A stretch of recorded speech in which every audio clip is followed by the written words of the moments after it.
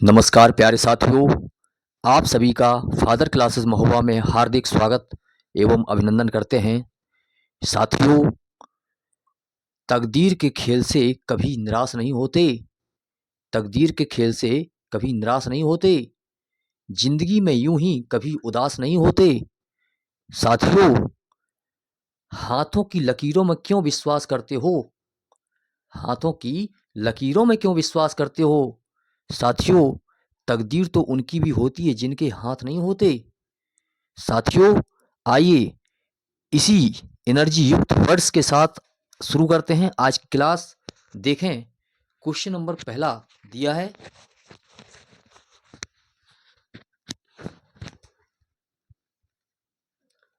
हाँ साथियों, देखें, क्वेश्चन नंबर पहला दिया है, परमाणु बम का आविष्कार किसने किया था? क्वेश्चंस को ध्यान से पढ़ें। दिया है क्वेश्चन नंबर एक, परमाणु बम का आविष्कार किसने किया था? Option A madam Curie, option B Pierre Curie, option C Otto Hahn या option D none of these. तो प्यारे साथियों, इसका सही आंसर होगा ऑटो हान। ऑप्शन सी जो है बिल्कुल करेक्ट है। ठीक है, ऑप्शन सी बिल्कुल करेक्ट है। ऑटो हान। परमाणु बम का आविष्कार किसने किया था? तो परमाणु बम का आविष्कार किया था ऑटो हान जी ने। ठीक है, क्वेश्चंस को नोट कर लें। हाँ साथियों, देखें, अगला क्वेश्चन आपकी स्क्रीन पर दिया हुआ है। देखें, क्वेश्चन नंबर सेकंड, रेडियो धर्मता किससे नापी जाती है? ऑप्शन ए गीगर मूलर काउंटर से, ऑप्शन बी बैरोमीटर से, ऑप्शन सी पोलरीमीटर से या ऑप्शन डी कैलोरीमीटर से। रेडियो धर्मता।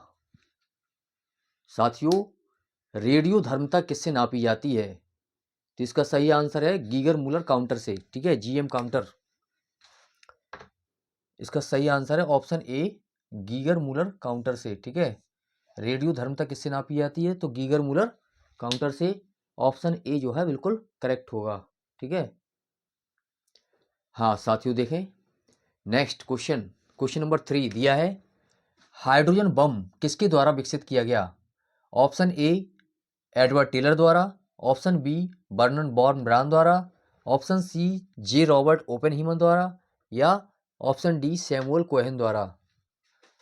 तो साथियों, इसका सही आंसर होगा एडवर्ड टेलर द्वारा। ठीक है, ऑप्शन ए, ऑप्शन ए जो है बिल्कुल करेक्ट होगा। तो एडवर्ड टेलर।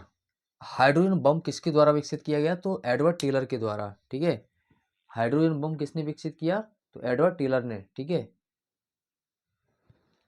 हाँ साथियों, देखें, अगला क्वेश्चन दिया है, क्वेश्चन नंबर 4, निम्न रेडियो तत्वों में से किसका उपयोग मनुष्य के शरीर में रक्त प्रवाह की गति के मापन में किया जाता है? साथियों, क्वेश्चंस को बहुत ही एकाग्रता पूर्वक पढ़ें। क्वेश्चंस बहुत ही मोस्ट इम्पोर्टेंट है। देखें, ये क्वेश्चन आपके एग्जाम में अवश्य ही आएगा। देखें, निम्न रेडियो तत्वों में से किसका उपयोग मनुष्य के शरीर में रक्त प्रवाह की गति के मापन में किया जाता है? दिया है radio phosphorus, radio sodium, radio iron या रेडियो आयोडीन। तो साथियों, इसका सही आंसर है रेडियो सोडियम। ठीक है, ऑप्शन बी जो है बिल्कुल करेक्ट है, रेडियो सोडियम। ठीक है,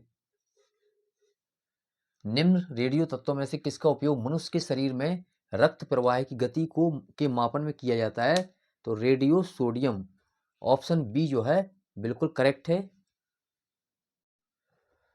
हाँ साथियों, देखें, अगला क्वेश्चन दिया है, क्वेश्चन नंबर 5, हाइड्रोजन के रेडियो सक्रिय समस्थानिक को क्या कहते हैं? ठीक है, option A protium, option B radium, option C tritium या option D none of these. तो साथियों, इसका सही आंसर होगा ट्राइटियम। ठीक है, हाइड्रोजन के रेडियो सक्रिय समस्थानिक, हाइड्रोजन के रेडियो सक्रिय समस्थानिक को क्या कहते हैं? तो इसका सही आंसर है ट्राइटियम। ठीक है, ट्राइटियम जो है बिल्कुल सही आंसर होगा। हाइड्रोजन के रेडियो सक्रिय समस्थानिक को क्या कहते हैं? तो इसको कहते हैं बेटा ट्राइटियम। हाँ साथियों, देखें, अगला क्वेश्चन आपकी स्क्रीन पर दिया हुआ है, क्वेश्चन नंबर 6, दिया है एथिलीन अणु की आकृति किस प्रकार की है। ऑप्शन ए रैखिक, एक रैखिक, या ऑप्शन बी चतुष्फलकीय, ऑप्शन सी समतल त्रिकोणीय, ऑप्शन डी अष्टफलकीय। तो साथियों एथिलीन अणु की आकृति कैसी है, तो समतल त्रिकोणीय। ठीक है, एथिलीन अणु की आकृति कैसी है, समतल त्रिकोणीय। ऑप्शन सी जो है बिल्कुल करेक्ट होगा। एथिलीन अणु की जो आकृति है वो किस प्रकार की है, तो यह समतल त्रिकोणीय। ठीक है। हाँ साथियों देखें अगला क्वेश्चन, क्वेश्चन नंबर 7 दिया है जल के अधिक क्वथनांक का कारण क्या है।